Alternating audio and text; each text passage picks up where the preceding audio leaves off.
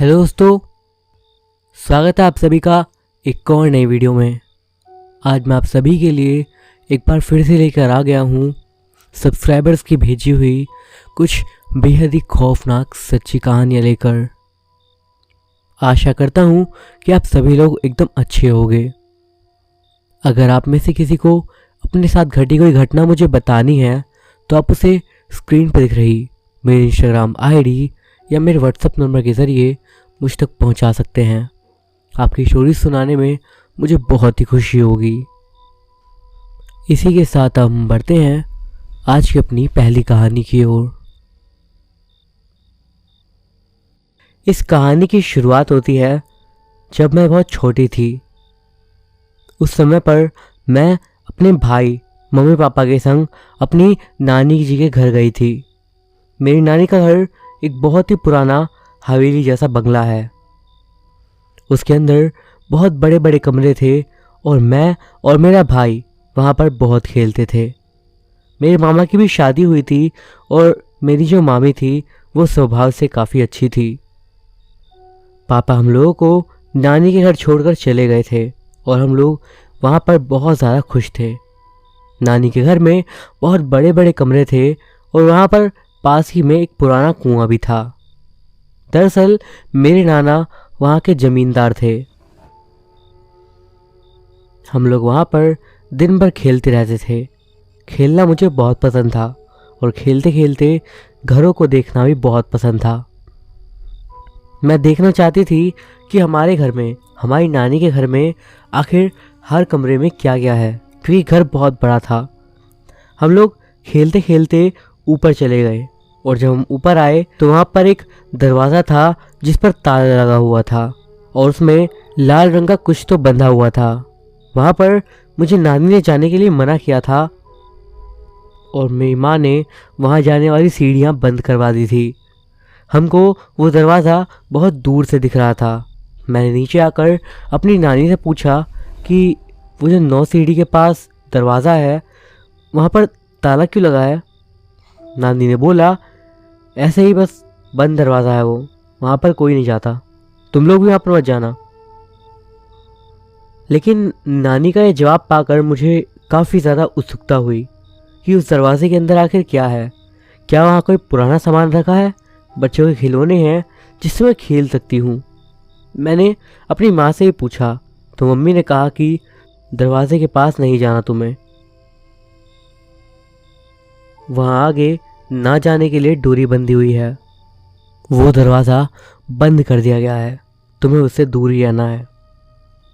मैंने अपने भाई से चुपके से कहा, चलो उस कमरे में जाकर देखते हैं कि वहाँ पर अंदर क्या है। मेरे भाई ने बोला, नहीं मुझे डर लग रहा है, मैं वहाँ नहीं जाऊँगा। और मैं तो कहता हूँ तुम भी वहाँ पर मत जाओ दीदी, माँ और नानी ने मना करा है, नानी बहुत डांटेंगी। लेकिन मैं नहीं मानी। जब रात में सब लोग सो गए तो मैं ऊपर वाले दरवाजे के पास गई। दरवाजे में बहुत बड़ा ताला था और उसकी चाबी हमेशा नानी के पास रहती थी। मैं वापस नीचे आ गई और अपने रूम में जाकर सो गई। अगले दिन नानी मंदिर गई थी तो मैंने उनके कमरे में चाबी देखी और वो चाबी एक अलमारी के अंदर उन्होंने छुपा कर रखी हुई थी। मैंने सोचा कि ये वही चाबी है और मैं उस चाबी को उठाकर ले आई। रात में जब सब लोग सो गए तो मैं फिर से ऊपर गई और मैंने एक चाबी उसके अंदर लगाई तो वहाँ का दरवाज़ा भी खुल गया और फिर मैं उस कमरे के अंदर गई। मैंने देखा कि ये तो शायद बस एक ऐसा दरवाज़ा था जो एक दूसरे दरवाजे की रक्षा कर रहा था और अंदर एक और दरवाज़ा था जिस पर पिछले वाले से भी बड़ा ताला लगा हुआ था। मैंने उस चाबी के गुच्छे में मौजूद दूसरी चाबी उसमें लगाई पर वो ताला खुल ही नहीं रहा था। ऐसा लग रहा था मानो वो जैसे जाम हो गया हो। लेकिन मैंने फिर बची हुई चाबियाँ भी लगाई तो वो दरवाज़ा खुल गया। मैं बहुत खुश थी कि अंदर आखिर है क्या, मैं ये देख पाऊँगी। लेकिन मेरे मन में एक अजीब सा डर भी लग रहा था। वो दरवाज़ा एक आवाज़ के साथ खुला और उसके अंदर पूरा अंधेरा था। मैंने टॉर्च की रोशनी में देखा कि अंदर बहुत सारी अलमारी रखी हुई हैं और अंदर एक पलंग भी बिछा था। और ये सब देखकर मैं थोड़ा हैरान रह गई, क्योंकि वो कमरा कुछ सजा सजा सा लग रहा था। मैंने देखा वहाँ पर एक तस्वीर टंगी हुई है और उसमें कोई औरत दिख रही है। वो बिल्कुल मेरी नानी जैसी दिख रही थी, शायद होगी कोई। वहाँ पर एक बक्सा रखा था और उसमें कपड़े रखे हुए थे। मैंने चारों तरफ लाइट करके देखा तो मुझे वहाँ पर कुछ नहीं दिखा। वहाँ से ड्रेसिंग टेबल मैंने देखी और वहाँ पर रंग बिरंगी चूड़ियाँ रखी हुई थी। फिर मैं पलटी तो मैंने देखा वहाँ पर एक दरवाज़ा था और वो नीचे की तरफ जाता था। नीचे वहाँ पर एक खुफिया कमरा था। मैं हिम्मत करके वहाँ पर नीचे जाने लगी और जैसे जैसे मैं नीचे गई तो मैंने देखा कि वहाँ पर बहुत ज़्यादा गंदगी थी, धूल मिट्टी थी। मैंने नीचे का दरवाज़ा धीरे से खोला। अब वहाँ से एक बार फिर से सीढ़ियाँ स्टार्ट हो गई और अब ये सीढ़ियाँ काफ़ी पुराने ज़माने की लग रही थी, काफ़ी ऊबड़ खाबड़ भी थी वो। अब जो मैंने देखा उसे देखकर मेरे होश उड़ गए, क्योंकि मेरे सामने 2 कंकाल रखे हुए थे। मैं उन्हें देखकर बहुत ज़्यादा डर गई और बहुत जल्दी ऊपर आ गई और ऊपर आकर मैंने वो दरवाज़ा बंद कर दिया। अभी तक कोई भी नहीं उठा था, रात के 2 बज रहे थे। मैंने उन दरवाजे पर धीरे से ताला लगा दिया और वापस आकर सो गई। लेकिन मुझे नींद नहीं आ रही थी और मैं सोच रही थी कि आखिर वो कंकाल किसके हैं और वो तस्वीर किसकी है। मुझे एक आइडिया आया। सुबह मैं सबसे पहले उठकर नानी के कमरे में गई और मैंने पूछा, नानी मुझे आपकी शादी की एल्बम देखनी है। तो नानी ने मुझे अलमारी से अपनी शादी का एल्बम दिखाया और उसमें मुझे एक वही औरत दिखी जिसकी तस्वीर ऊपर लगी हुई थी। मैंने उस तस्वीर को देखते ही पूछा, नानी ये कौन है? पर नानी ने इस पर कुछ जवाब नहीं दिया। और फिर मैंने पूछा कि नानी ये कौन है, बताओ ना। इतने में मेरी माँ भी वहाँ पर आ गई और फिर मेरी माँ ने बोला, ये मेरी बड़ी बहन है, इनकी शादी हो गई थी और उसके बाद इनकी मृत्यु हो गई थी। नानी उदास हो गई और रोने लगी। काश मेरी बड़ी बेटी जिंदा होती, उसके बच्चे होते और अब तक बड़े हो गए होते। अब मुझे पता चल गया था कि जो फोटो ऊपर कमरे में लगी थी वो मेरी बड़ी मौसी की है। लेकिन वो कंकाल किसका था फिर, जिसको देखकर मैं डर गई थी? इसका तो पता लगाना ही था मुझे। मैंने अपने भाई से कहा कि मैं रात में उस कमरे में गई थी और वहाँ मुझे कंकाल दिखा। ये बात सुनकर मेरा भाई बहुत डर गया और बोला, तुम्हें वहाँ नहीं जाना चाहिए था। लेकिन मैंने उससे बोला कि आज रात मैं वहाँ पर फिर जाऊँगी, आज तुम मेरे साथ चलोगे क्या? पर उसने फिर से मना कर दिया। रात में मैं दोबारा भाग गई और मैंने धीरे से वो ताला फिर से खोला और अंदर चली गई। मुझे कुछ और पता करना था कि मेरी मौसी की शादी किससे हुई थी और कहाँ हुई थी और वो कंकाल किसके थे। मैंने वहाँ आकर पूरा कमरा छान मारा पर मुझे कुछ भी नहीं मिला। लेकिन मुझे एक ड्रेसिंग टेबल पर एक तस्वीर मिली। उस फोटो में मेरी मौसी और एक आदमी खड़ा हुआ था। मुझे लगता है वो शायद मेरे मौसा रहे होंगे। तस्वीर लेकर मैंने ताला बंद कर दिया और मैंने इधर उधर देखा कि वहाँ पर कोई है तो नहीं। इसके बाद मैं पानी पीने आई और उसके बाद मैं चुपचाप अपने कमरे में जाकर सो गई। अगले दिन मैंने मम्मी से पूछा कि मम्मी मौसी की शादी कहाँ हुई थी और किससे हुई थी? मम्मी ने बोला कि मौसी को एक लड़का पसंद था और वो उसी से शादी करना चाहती थी। लेकिन तुम्हारे नाना को ये बात पसंद नहीं थी कि वो चाहते थे कि वो हमारी जाति में ही शादी करे और उसकी शादी हमारी जात में उन्होंने ज़बरदस्ती करवा दी। इसके बाद मम्मी बोली कि अब मेरे पास काम है बहुत करने के लिए, तुम मुझसे मत पूछो। और माँ ने इस तरीके से बात बदल दी। इसके बाद मैं नानी के पास गई कि नानी मुझे फिर से एल्बम देखना है। नानी को कुछ काम था तो नानी ने कहा कि देखो वहाँ रखा है, देख लो। मैंने उसमें से 2-3 फ़ोटो देखी थी और मुझे ऊपर कमरे में फ़ोटो मिली थी, उसमें वही आदमी था। मैंने वो फ़ोटो अपनी मम्मी को दिखाई और मम्मी मौसी की शादी इनसे हुई थी। मैंने ऐसा उनसे पूछा। मम्मी ने बोला हाँ, पर तुम्हें ये फ़ोटो कहाँ से मिली? मैंने बोला नानी के एल्बम से। अब इसके बाद मैं अपने नाना जी के पास गई और मैंने उनके पास जाकर उनसे बोला कि नाना जी मैं नानी का ये एल्बम देख रही थी, मुझे उसमें बड़ी मौसी की फ़ोटो मिली। फिर मैंने उन्हें वो फ़ोटो दिखाए और वो उस फ़ोटो को देखकर गुस्सा हो गए। ये फ़ोटोज़ तुम्हें कहाँ से मिली? मैंने बोला, नानी के एल्बम में मिली। ये मेरी बड़ी मौसी और ये मेरे मौसा है क्या? मेरे इतने बोलने भर से उन्हें बहुत गुस्सा आया और उन्होंने गुस्से में उन फ़ोटोज़ को फाड़ कर फेंक दिया और चिल्लाकर बोला, ये फ़ोटो क्यों रख रही है? मैं समझ गई ज़रूर कोई राज है। इतने में ही नानी आ गई और नानी ने मुझे बहुत डांटा और बोला, नाना जी जब भी मौसी की फ़ोटो देखते हैं बहुत ज़्यादा गुस्सा करने लगते हैं। मैंने अपनी माँ से पूछा तो मम्मी इस बारे में बताते हुए रोने लगी और उन्होंने बताया कि मेरी बड़ी बहन ने भागकर शादी कर ली थी और वो घर छोड़कर चली गई थी। नाना ने उसके बाद उसको घर में कभी नहीं आने दिया और हमसे बोला कि अब वो हमारे लिए मर गई है। नाना ने उसकी तलाश जारी रखी और बोला, अगर वो मिल गई तो उसे ज़िंदा नहीं छोड़ूंगा। उसके बाद एक दिन वो आया जब नाना को मौसी मिल गई थी, लेकिन उसके बाद उन्होंने पता नहीं क्या किया, पर उसके बाद से मौसी का कोई अता पता नहीं है। वो कहाँ है, किस हाल में है, किसी को भी नहीं पता। उनके साथ क्या हुआ, उनके पति को क्या हुआ, कुछ नहीं पता। इसके बाद मैंने हिम्मत करके अपनी माँ को बताया। माँ, मैं ऊपर कमरे में गई थी। माँ ने मुझे बहुत डांटा, तुम वहाँ पर क्यों गई? नानी ने मना कराया ना, अगर नाना को पता चल गया तो वो मार देंगे तुम्हें। मैंने माँ को बताया कि माँ, ऊपर 2 कंकाल हैं, जो गले में मौसी का हार पहना है वैसा ही हार उस कंकाल के गले में भी है। ये सुनकर माँ हैरान हो गई और मैंने बोला कि आज रात आप भी मेरे साथ चलना उस कमरे में। उस रात मैं अपने साथ अपनी माँ को भी उस कमरे में ले गई और माँ ने जैसे ही उस कंकाल के गले में वो हार देखा, माँ समझ गई कि उनकी बहन को जान से मारकर छुपा दिया गया है और उसके पति को भी मार डाला गया। यानी कि उन लोगों ने उन्हें शहर से उठा लिया और उसके बाद यहाँ लाकर उन्हें मारकर फेंक दिया और उस कमरे को बंद कर दिया। मेरी माँ ने बोला, मेरी बहन की आत्मा को मुक्ति भी नहीं मिली होगी, उन्हें जलाया नहीं गया है। हम लोग नीचे आ गए।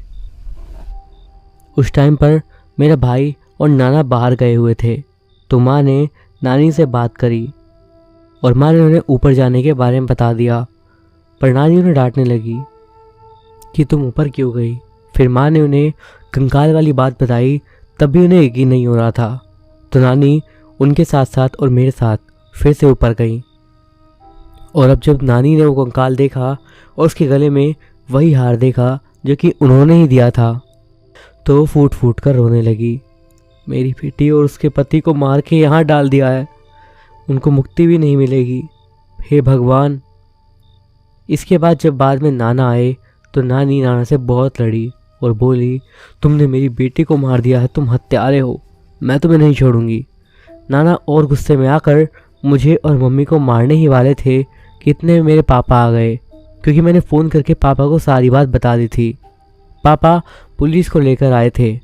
उसके बाद वो दोनों कंकाल बरामद कर लिए गए और उसके बाद उनका पोस्टमार्टम किया गया और डीएनए रिपोर्ट से पता चल गया कि वो मेरी माँ की बहन ही थी और वो उसके पति ही थे जिनके कंकाल वहाँ पर मिले थे।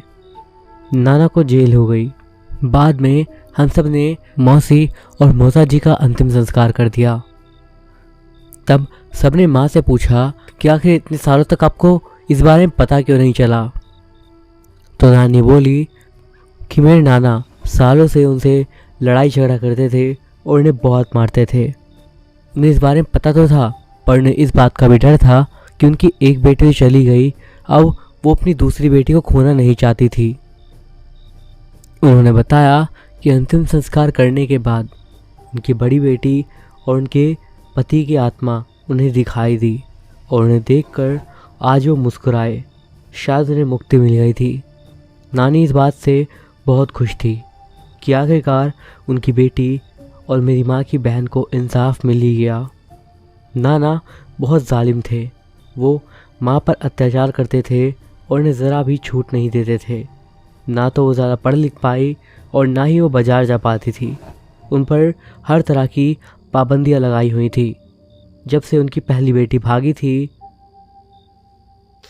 तब से तो उनका जीना बहुत मुश्किल हो गया था। मेरी आंखें हमेशा से बस इसी गम में जी रही थी, पर आज अपनी बेटी की आत्मा को खुश देखकर मैं भी अब बहुत खुश हूँ।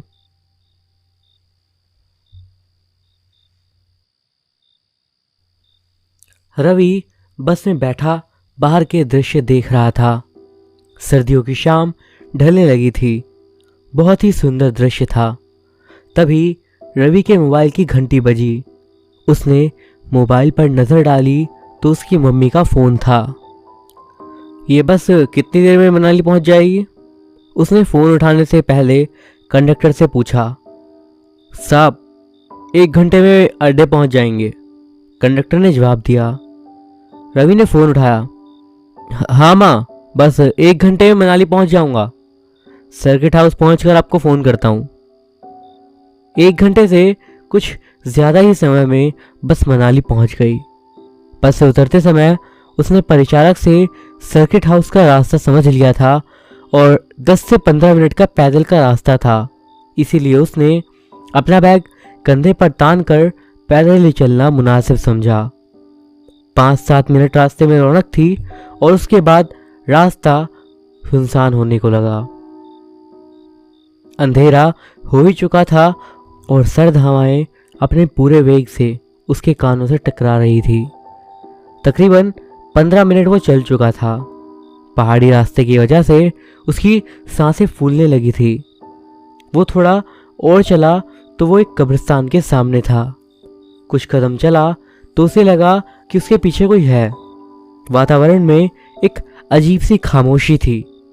सड़क की एक ओर कब्रिस्तान था और दूसरी ओर ऊंचे ऊंचे पेड़। धुंध पड़नी शुरू हो गई थी और ज्यादा दूर का दिखाई नहीं दे रहा था, पर कब्रिस्तान की छोटी सी दीवार के पीछे कई कब्रें और उन पर क्रॉस साफ चमक रहे थे। रवि को थोड़ा डर लगना शुरू हुआ। इस सर्दी में भी उसके माथे पर अब पसीने आने लगे थे।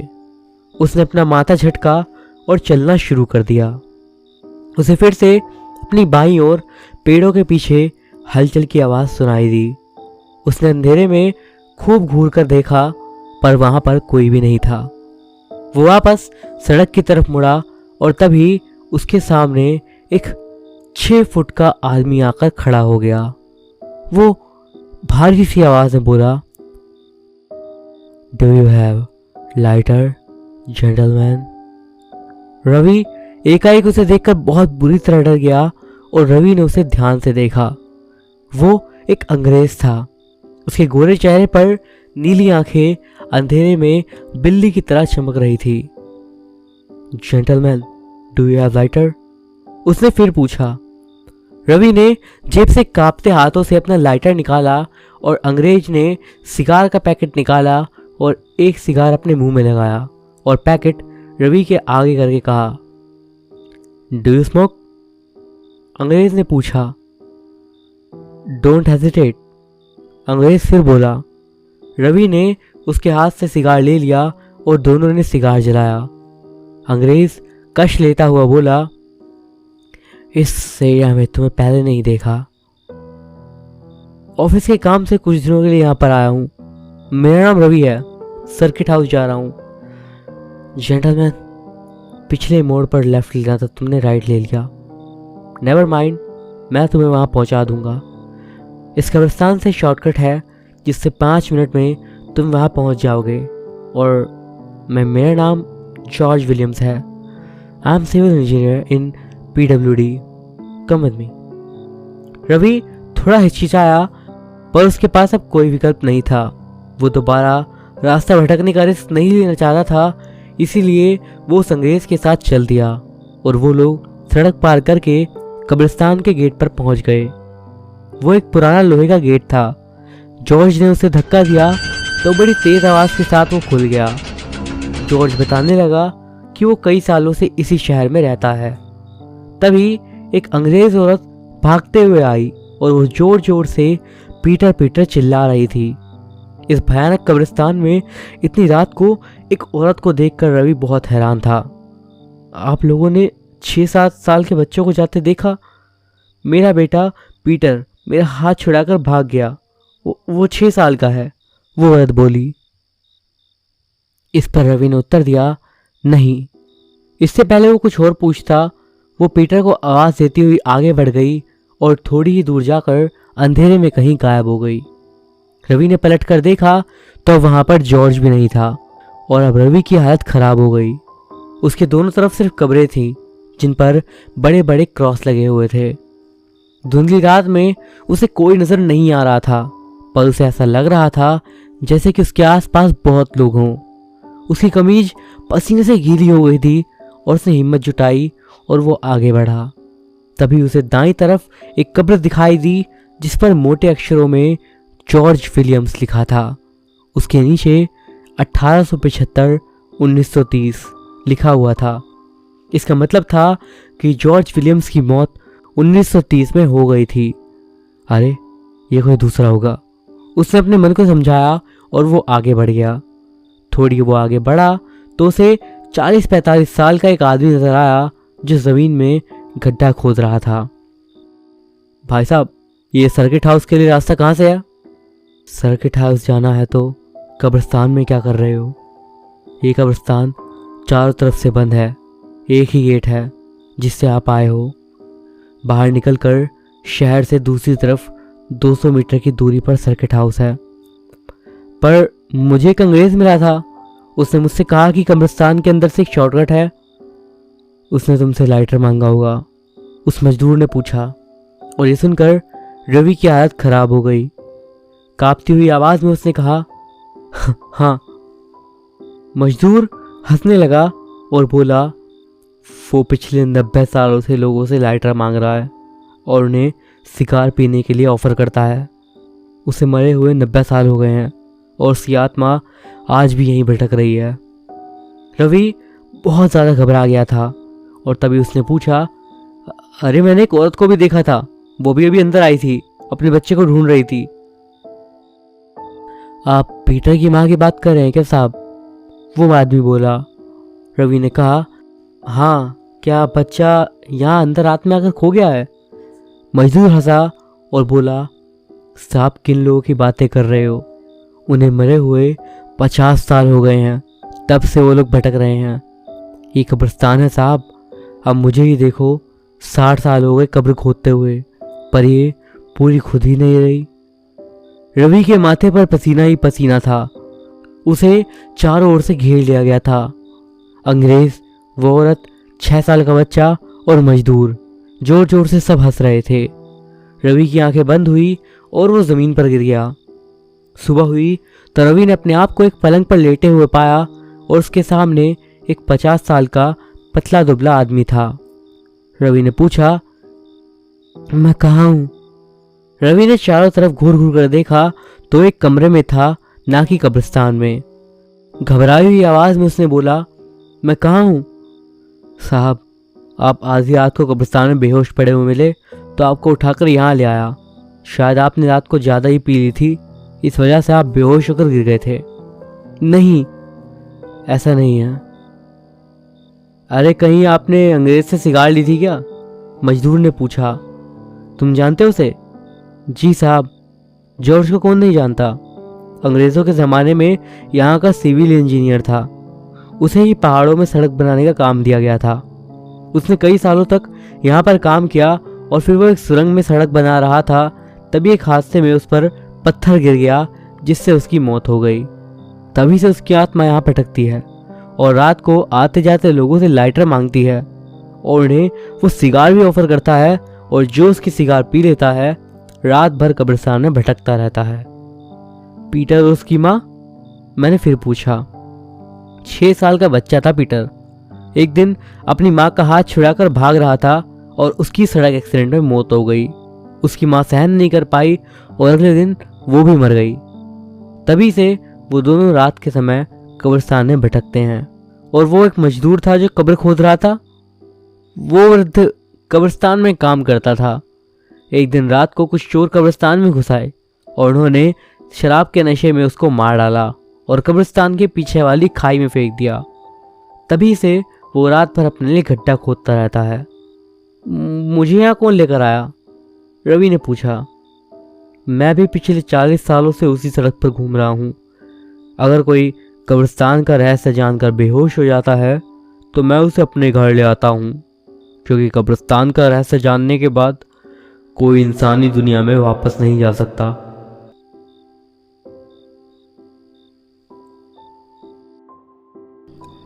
हमारी इस दुनिया में भूतों की कहानियाँ लगभग सभी ने सुनी हुई है, बट ज़्यादातर लोग इन पे यकीन नहीं करते। पर हाँ, अगर आप हर एक इंसान से आके पूछो तो कभी ना कभी उसके साथ कोई ना कोई घटना ज़रूर घटी होगी जो कि नॉर्मल तो बिल्कुल नहीं थी। हर किसी के पास एक ऐसा एक्सपीरियंस होता है जिसके बारे में वो समझा नहीं सकते, एक धुंधली याद जिसका कोई सेंस नहीं बनता, बट वो काफ़ी ज़्यादा असली लगती है। और कई बार हम लोग ऐसी घटनाओं को बस अपना भ्रम मान के छोड़ देते हैं। हो सकता है रात में अपनी गाड़ी से जाते हुए जिस इंसान को आपने देखा हो वो वहाँ पर नहीं खड़ा था। हो सकता है उसकी गर्दन कटी हुई नहीं थी, ये सिर्फ आपका एक बुरा सपना था, एक बेहद डरावना बुरा सपना। हम सभी के साथ घटनाएं होती हैं, हम सभी के साथ घटनाएं हुई हैं, पर हम सभी अपने आप से बोल देते हैं कि ये सच नहीं था, ये झूठ था, इसके पीछे का कुछ और कारण ढूंढते हैं। शायद आप में से कई लोग अब भी कह रहे हैं कि नहीं, हमने तो ऐसा कभी महसूस करा ही नहीं। तो आइए आज मैं आपका नरेटर अभिषेक आपको एक ऐसा भयानक एक्सपीरियंस देता हूँ जिससे मैं वादा करता हूँ आपका इन सब चीज़ों के बारे में सोचने का नज़रिया ज़रूर बदल जाएगा। बस अब जैसे जैसे मैं आपको बता रहा हूँ वैसा ही सोचिएगा। इमेजिन करिए आप एक इंडिया के किसी छोटे से गांव में रहते हैं। ये गांव ज़्यादा डेवलप बिल्कुल भी नहीं है। यहाँ पर काफ़ी टाइम पहले एक रेलवे स्टेशन था जो कि कई सालों से फ़िलहाल बंद है। कहीं ना कहीं इस गांव पर बाहर अथॉरिटीज़ की बिल्कुल नज़र नहीं जाती है। आप चाहते हो ये गांव बदले, पर किस तरीके से? हमारे देश की एक खासियत और थी, यहाँ के कई सारे मैप्स काफ़ी लंबे समय तक इस तरह के थे जिनमें कई जगहों का तो नामो निशान ही नहीं था। आपके गांव में भी कई सारी ऐसी जगहें हैं जिनके बारे में किसी को नहीं पता, पर आप हर एक जगह घूम चुके हो। अब यहाँ से शुरू होती है असली बात। आपके गांव में कुछ अर्बन लेजेंड्स हैं, कुछ अनकही कहानियाँ जिनके मुताबिक आपके गांव में कुछ जगहें हैं, कुछ अंधेरी जगहें। ये वही गांव के हिस्से हैं जिनके बारे में आपको किसी भी मैप पर कोई जानकारी नहीं मिलेगी। हर साल धीरे धीरे उन जगहों के बारे में बात करना ऐसा हो रहा है जैसे कि उनके बारे में बोलना ही पाप हो, पर बातों को फैलने से कौन रोक सकता है? बातें सभी लोगों में काफ़ी तेज़ी से फैल जाती हैं। बूढ़े लोग अपने बच्चों को बताते हैं ताकि वो लोग कोई ऐसा काम ना करें जिससे उन्हें खतरा हो। इसके बाद उनके बच्चे जब बड़े होते हैं तो वो अपने परिवार को ये सारी घटनाएं बताते हैं ताकि उनकी फैमिली को भी कभी कुछ ना हो। पर हम सभी मिलकर आखिर में इन सारी कहानियों को हमेशा अपने अंदर जिंदा रखते हैं। आप इस गांव में बिल्कुल एक नॉर्मल लाइफ जीते हो, एकदम सिंपल, जैसे कि गांव में रहने वाला हर एक व्यक्ति जीता है। पर सारी बात तो बातों की ही है, क्योंकि आपने कई लोगों से बातें सुनी हुई हैं। आप हमेशा चाहते हो कि आप इन बातों पर ध्यान ना दो, उन चीज़ों के बारे में ना सोचो, पर कहीं ना कहीं से वो चीज़ें रास्ता ढूंढ ही लेती हैं। आपको भी पता है कि ये बातें आपको एक ना एक दिन ज़रूर डराएंगी, भले ही कुछ साल बाद या फिर आज ही क्यों नहीं। और आखिरकार वो रात आती है जब आप अपनी ज़िंदगी का सबसे भयानक डर अपनी आंखों के सामने जियोगे। आपको पर इस चीज़ के लिए पहले से ही आइडिया था, आप पहले से ही इस चीज़ के लिए तैयार थे। आपके गांव के बड़े बुजुर्गों ने आपको पहले से सिखा रखा था कि इस स्थिति से कैसे बाहर निकलना है। आपको पता है कि आपको क्या करना है, या कम से कम आपको तो यही लगता है। शुरू में आपको कोई अजीब नहीं लग रहा था। एक सर्दी की शाम, हल्की ठंड बढ़ चुकी थी और आप अपनी साइकिल पर अपने काम से घर की ओर लौट रहे हो। सर्दी होने के कारण अंधेरा हो चुका है और ठंड धीरे धीरे बढ़ रही है। दिन भर काम से बोर होने के बाद आप अपने घर जा रहे हो ये सोच के कि आप घर जाकर आराम करोगे। अभी ज़्यादा लेट भी नहीं हुआ है, पर आपका गांव उन बातों से इतना ज़्यादा प्रभावित है कि गांव के सभी लोग इस समय तक अपने घरों के अंदर जा चुके हैं। आखिर हिम्मत तो किसी की भी नहीं थी कि वो बता सके ये सारी कहानियाँ, वो सारी बातें सच थी या फिर झूठ। पर कोई भी इन बातों की जांच कभी नहीं करना चाहता था। पर आप सूरज ढलने के बाद भी आप अपने घर की ओर बढ़ रहे हो अंधेरे में। आपको साइकिल चलाते चलाते अच्छी खासी देर हो गई है। आप थोड़ा थका हुआ फील कर रहे हो, इसलिए आप साइकिल से उतरते हो और धीरे धीरे उसको लेकर आगे बढ़ने लगते हो। चलते चलते आप धीरे धीरे एक गाना गुनगुना रहे हो और सामने का रास्ता देख रहे हो। सामने सड़क पर धीरे धीरे चांद की रोशनी फैलने लगी है और अब आप चलते चलते एक बड़े से पेड़ के सामने आ गए हो। ये पेड़ हमेशा से यहीं पर था, पर आज आपको इस पेड़ को देखकर काफ़ी राहत सी महसूस हुई। 1 मिनट को आपने अपनी साइकिल को वहीं पर खड़ा किया और आप उस पेड़ के नीचे जाकर बैठ गए। अभी बस आपने अपनी कमर उस पेड़ पर लगाई ही थी और अपनी आंखों को बंद ही करा था कि एकदम से आपको पेड़ के ऊपर पत्तियों से कुछ अजीब सी आवाज़ आई। आपकी आंखें एकदम से खुली और आप इधर उधर देखने लगे। रात के समय कभी पेड़ के पास नहीं जाना चाहिए, उनके अंदर आत्माएं होती हैं। वो आपको कहीं ले जाएंगी, कहीं ऐसी जगह जहाँ से आप वापस ना लौट सको। गांव वालों की यही बातें अब आपके दिमाग में आने लगती है।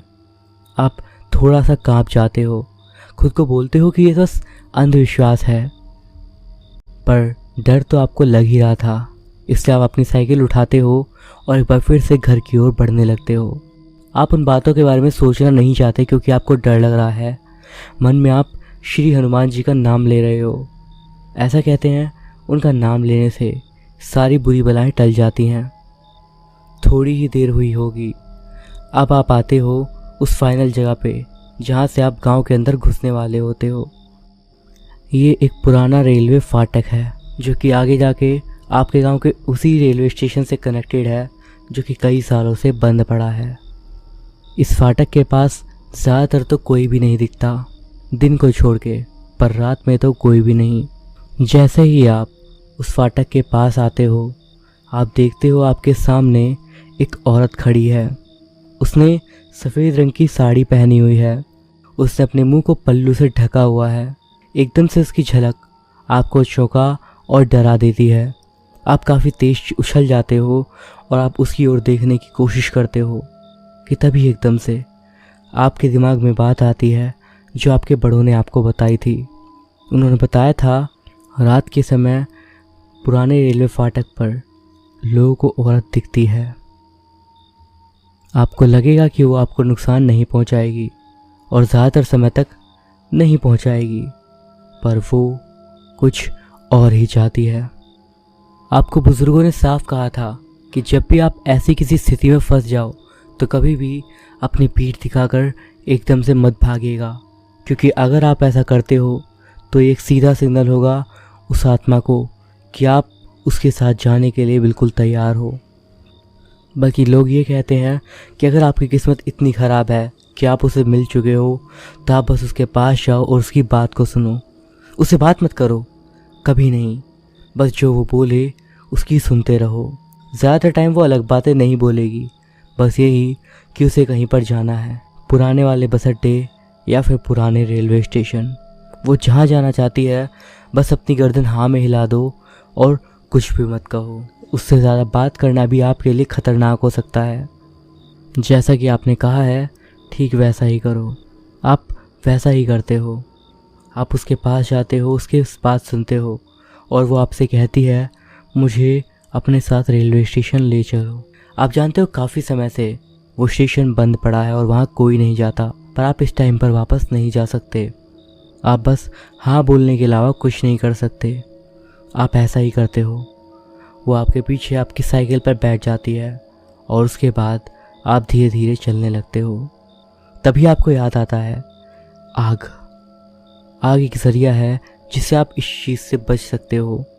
आप कभी बीड़ी नहीं पीते, कभी ऐसा कुछ नहीं करते, पर गांव वालों की कहानियां सुनने के कारण आपके पास हमेशा एक पॉकेट लाइटर होता है।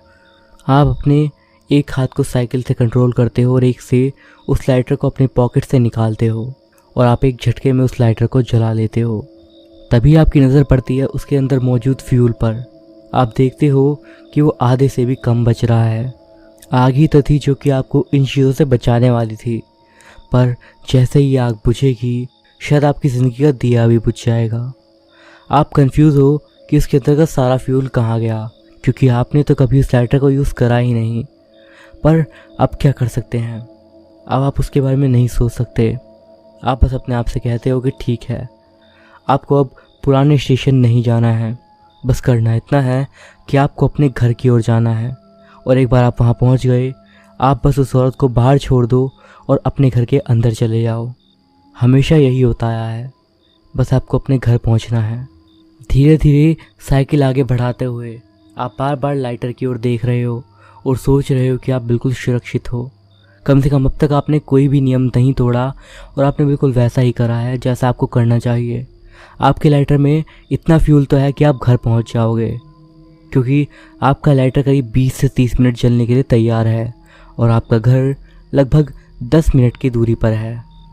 आपको अब अच्छा लगने लगता है क्योंकि आप सोच रहे हो कि आपको कुछ नहीं होगा। आप आखिरकार इसके लिए तैयार थे। वो औरत जो आपके पीछे बैठी है वो बार बार कुछ न कुछ बोले जा रही है, कभी एक बात, कभी दूसरी, कभी कुछ और। वो आप अपने मन में बस भगवान हनुमान जी का नाम ले रहे हो और कुछ नहीं। पर कुछ तो है जो कि काफ़ी ज़्यादा अजीब है, काफ़ी अलग। शायद वो ये बात कि वो आपके ऊपर पीछे से लगातार नज़र रख रही है। वो शायद आपको जानती है। आप डरे हुए हो, आपको यकीन है कि आप बचोगे, पर आप डरे हुए हो। आप एक बार बस पीछे मुड़ के देखना चाहते हो उसको, पर आपको पता है ये आपको नहीं करना। आपको कभी भी उस औरत को नहीं देखना है। सभी लोगों को ये बात पता है, कभी भी नहीं। अगर आपने ऐसा किया तो आपकी मृत्यु पक्की है। लगभग 5 से 6 मिनट बाद आप एक और चौराहे पे आते हो और आपको अपने घर जाने के लिए सीधा जाना है और रेलवे स्टेशन जाने के लिए दायां मुड़ना है। आप सीधा चलते रहते हो और आपको पीछे से उस औरत की आवाज़ आती रहती है मुड़ने के लिए, पर वो कोई ज़्यादा ज़बरदस्ती नहीं करती। थोड़ी देर बोलने के बाद एकदम चुप हो जाती है और फिर वही अपनी उल्टी सीधी बकवास करने लगती है। पर अजीब बात यह है, आप काफ़ी देर से साइकिल चला रहे हो। आपको घर अब तक पहुंच जाना चाहिए था, पर आप नहीं पहुंच रहे। आपको डर लग रहा है, आप परेशान हो, आप अपने माथे पर उपस्थित पसीने को महसूस कर पा रहे हो। थोड़ी देर और बीतती है और अब आप नोटिस करते हो एक बदलाव जो कि आपके आसपास के मौसम में हो रहा है। आप देखते हो कि चांद की रोशनी एकदम से ख़त्म हो गई है और अंधेरा काफ़ी ज़्यादा बढ़ गया है। बस आपका लाइटर है जो कि थोड़ी बहुत रोशनी कर रहा है। चांद अब भी वही आपको दिख रहा है, पर रोशनी ख़त्म हो चुकी है, मानो चांद आपको अंधेरे में रखना चाहता हो। कोई भी बात हो, पर आप अभी आसपास कुछ भी नहीं देख पाते सिवाय अपनी साइकिल के आगे थोड़े से रास्ते को, जो कि आप अपने लाइटर के ज़रिए देख रहे हो। पर ये काफ़ी अजीब है। आप इधर उधर देखने की कोशिश करते हो और सोचने लगते हो कि मेरा घर ज़्यादा दूर नहीं है, मैं क्यों नहीं पहुंच रहा। पर आपका लाइटर अब ख़त्म होने वाला है और आपको अब डर लगने लगा है। आप अब समझ चुके हो कि आप एक गोल चक्कर में फंस चुके हो। आप डर चुके हो। आपके पीछे बैठी वो औरत लगातार तेज़ तेज़ सांस ले रही है, जिसके कारण आपका डर लगभग बढ़ता जा रहा है। ये काफ़ी ज़्यादा डरावने तरीके से हो रहा है। थोड़ा और टाइम बीतता है और आप अब भी घर नहीं पहुँचे हो। आपको अब तक पहुँच जाना चाहिए था और आपको अब काफ़ी ज़्यादा डर लग रहा है। बिल्कुल बात मत करो, बिल्कुल मत देखना उसे, प्रार्थना मत रोकना। आप अपने मन में बार बार यही बोल रहे हो, पर आप अब कुछ नहीं कर पा रहे। आप बस अपने लाइटर को देखते हो और देखते हो कि उसके अंदर का फ्यूल ख़त्म हो चुका है। फिर ये लाइटर आखिर कैसे चल रहा है? आप खुद से सोचते हो, शायद हो सकता है मेरी किस्मत में कुछ बात हो कि ऐसा हो रहा है, पर आप बस इस समय बचना चाहते हो। वो जो भी चीज़ है बस वो आ गई है जो कि आपको अभी तक ज़िंदा बचाए हुए है, और जो पीछे आपके बैठी हुई है, इस बात का कोई सबूत नहीं कि वो कौन है। और अब लगभग काफ़ी देर के बाद एकदम से ही वो सारा अंधेरा धीरे धीरे दूर होने लगता है और चांद की रोशनी वापस आने लगती है। आप देख पाते हो अपने आसपास की चीज़ों को, और जैसे ही आप देखते हो अपने सामने तो आपको एक बड़ा सा लोहे का बैनर दिखता है और उस पर कुछ लिखा हुआ है जिसे आप लगभग पढ़ नहीं पा रहे क्योंकि उसके ऊपर काफ़ी ज़्यादा जंग लग चुकी है और उसको काफ़ी समय से मेंटेन नहीं करा गया है। और आखिरकार जब आप उसे पढ़ते हो तो आप एक सदमे में चले जाते हो। ये वही पुराना रेलवे स्टेशन था। आपको समझ नहीं आता कि आप उस जगह पे कैसे पहुँचे। आपको उस जगह पे नहीं आना चाहिए था और आप उसी जगह पर पहुँच गए हो। इस बात का कोई सेंस नहीं बनता, पर आप चलते रहते हो और आप सीधा स्टेशन के गेट के पास आकर ही रुकते हो। धीरे धीरे एक लाइट आपके चारों ओर फैलने लगती है। आप कुछ भी महसूस नहीं कर पा रहे और अब आपको दिख रहा है कि आपका लाइटर अब बस बुझने ही वाला है और आपके चारों ओर अंधेरा होने वाला है। बस 1 2 3 आपका लाइटर बंद हो चुका है। आप बार बार कोशिश करते हो अपने लाइटर को ऑन करने की। आप उसी जगह पे रुक चुके हो और बार बार उसे जलाने की कोशिश कर रहे हो। आप बस इधर उधर देख रहे हो, बस पीछे नहीं देख रहे। लाइटर से कुछ चिंगारी निकलती हैं पर आग नहीं जल पाती। आप समझ चुके हो कि आपका लाइटर आपका साथ छोड़ चुका है। और अब आपको वो आवाज़ आती है, एक धीमी सी गुर्राने की आवाज़ जो कि ठीक आपके पीछे से आ रही है, और उसके अलावा तेज़ तेज़ सांस लेने की आवाज़। आपके पीछे कोई है जो कि गुर्रा रहा है, काफ़ी अजीब और डरावने ढंग से। आपको पता है कि वही औरत आपके ठीक पीछे आपको मारने का बस इंतज़ार कर रही है। आपकी शरीर उस जगह पर जम चुका है और आप जानते हो कि आपका आखिरी समय है। अपने आखिरी समय में आप एक फ़ैसला करते हो, अगर आपको इसी जगह पर मरना है, इसी जगह पर अभी, तो आप देखना चाहते हो कि आखिर वो क्या है जिसने आपको मारा। आप देखना चाहते हो अपनी मौत की आंखों में। अगर मरना ही है तो कम से कम ये तो जान के मरो कि हम किस चीज़ से मरे हैं। आप हिम्मत करते हो पीछे पलटने की। आपके दिमाग में एकदम से सभी की बात आने लगती है, पीछे कभी मत देखना, पीछे कभी मत देखना। पर आप एक झटके में पीछे देख लेते हो क्योंकि आपको पता है कि अब आपके पास कुछ भी करने को चाह है। आप जैसे ही पीछे मुड़ते हो आप हैरान रह जाते हो क्योंकि आपके सामने वही सीधी सी दिखने वाली औरत थी जो कि अपनी सफ़ेद साड़ी में बैठी हुई थी, लेकिन उसके घूंघट से ढके हुए चेहरे के अंदर एक मुस्कान आपको दिख रही थी। और तभी आपको एक ज़ोरदार आवाज़ आती है चाकू के आपके पेट में जाने की। आप नीचे देखते हो तो आपके पेट में एक काफ़ी गहरा कट लग चुका है। आपके बॉडी से खून निकल रहा है। उसके बाद आपको अपनी साइकिल नीचे गिरने की आवाज़ आती है। इसके बाद आपको आवाज़ आती है खुद के नीचे गिरने की। आप ज़मीन पे गिर चुके हो। आप सामने देख पा रहे हो, पर सबसे डरावनी बात तो ये है कि आप बाहर हो और आपका शरीर नीचे गिर चुका है। आप देख सकते हो कि आपके पैरों के पास जो लाश पड़ी हुई है वो आपकी ही है। इसके बाद आप देखते हो कि आपके पीछे खड़ी वो औरत आपको देखती है और आपकी तरफ देखकर मुस्कुराने लगती है। ये कोई खुशी की या फिर दुख की मुस्कान नहीं थी, ये एक डरावनी मुस्कान थी, बेहद ज़्यादा डरावनी। आप जानते हो कि ये मुस्कुराहट आपको ज़िंदगी भर सताने वाली है, शायद आज या शायद कल वो आपके ऊपर फिर से मुस्कुराएगी। आपका शरीर ज़मीन पर पड़ा हुआ है और तभी एकदम से एक अजीब सी चीज़ होती है। आप देखते हो कि कुछ नहीं हुआ है। आपका शरीर उठता है और आपकी छाती पर लगा हुआ घाव भी भर जाता है। आपके कपड़ों के सारे निशान मिट जाते हैं और आप साइकिल उठाते हो और उसके बाद अपना लाइटर, और उसके बाद आपका शरीर आपकी ओर ही देखता है और आपको देख के मुस्कुराता है।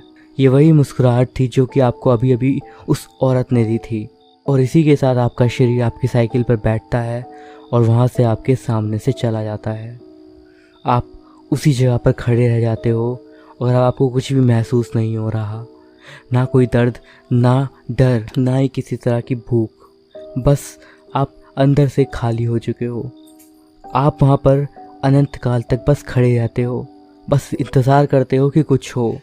आप बस इंतज़ार करते रहते हो पर कुछ नहीं होता। आप उस जगह से बाहर निकलने की कोशिश करते हो। आप भागकर उस पेड़ तक आते हो जहाँ पर आप उस मनहूस रात की शुरुआत में बैठे थे। जैसे ही सुबह होती है और अब सूर्य उगता है, आप देखते हो कि आपका शरीर गायब हो रहा है। आप दिन भर गायब हो जाते हो। जैसे ही रात होती है, आप एक बार फिर से वजूद में आते हो। सबसे अजीब बात, आप बस बदल चुके हो। आपके गांव की कहानियां बदल चुकी हैं। वो औरत जिसकी बातें सभी लोग पुराने रेलवे स्टेशन के पास उस फाटक के पास करा करते थे, उसकी बातें सभी लोगों की याद से मिट चुकी हैं। पर बस आपको वो औरत याद है, आपको उसकी वो मुस्कुराहट याद है। आपको याद है किस तरीके से वो आपसे आपका शरीर ले गई उस रेलवे स्टेशन के पास अकेला छोड़कर उस सर्द रात में। गांव की वो डरावनी कहानियाँ अब बदल चुकी हैं। जो कि पहले एक बूढ़ी औरत के बारे में हुआ करती थी, अब वो एक अकेले आदमी के बारे में हो चुकी हैं। पर आपको कोई भी इस बारे में कुछ नहीं बताता। कोई नहीं जानता कि आप मर चुके हो। कोई कैसे जान सकता है, क्योंकि आपका शरीर तो अब भी बाहर ही घूम रहा है। आपके बिना लगातार कई दिनों से, कई महीनों से जिंदा है और बस घूमे जा रहा है। आप यहाँ पर बस इंतज़ार कर रहे हो अपने ही जैसे किसी इंसान का, कोई बदकिस्मत इंसान जो कि आपको मिले। आप उसे नुकसान नहीं पहुँचाना चाहते, पर आपके पास और कोई उपाय नहीं। आपको उससे उसका शरीर लेना ही होगा और आप बस इंतज़ार कर रहे हो। आप बस भटक चुके हो उस रेलवे स्टेशन से। आप ढूंढ रहे हो किसी ऐसे को जो कि आपको अपने साथ ले जा सके उस पुराने रेलवे स्टेशन तक। तो दोस्तों, ये थी हमारी आज की स्टोरीज। उम्मीद है आपको वीडियो पसंद आया होगा। पसंद आया हो तो इस वीडियो को लाइक ज़रूर करिएगा। एम करते हैं इस वीडियो पे 400 लाइक्स के लिए। आपको इस वाले नैरेटिंग स्टाइल में वीडियोस और चाहिए या नहीं, मुझे कमेंट्स पे ज़रूर बताइएगा। और प्लीज़ कुछ कमेंट ज़रूर करिएगा ताकि मुझे पता लग सके कि आपको वीडियो कैसा लगा। मैं अभिषेक मिलता हूँ आपसे अगली वीडियो में। तब तक के लिए बाय।